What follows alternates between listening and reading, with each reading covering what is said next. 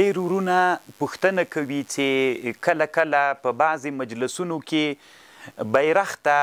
احترام کول یا په یو مجلس کې بیرغ مچو کول دا د اسلام له نظر نه څنګه ده؟ علامه مفتي خالد سیف الله رحماني یو له لویو علماو د هند نه ده.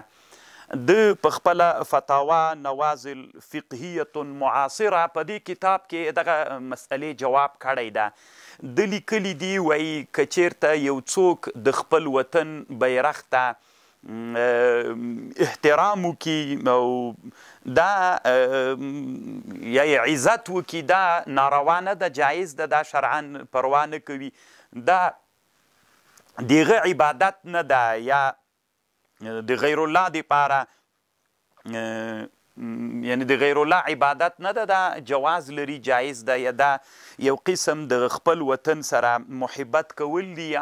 د اسلام له بیرغ سره. که هغه بیرغ د اسلام وي او که یا د وطن بیرغ وي نو هغې سره مینه کول یا محبت کول نو دا شرعا پروا نه کوي. نو که په بعضې مجالسو کې بعضې مشران مثلا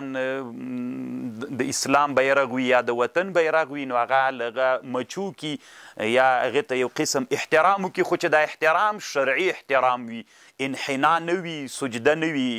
نو مچو یې کی یا داسې په احترام ورته ودرېږي نو انشاءالله دی وایي چې دا پروا نه کوي، شرعا جایز ده، ځکه دا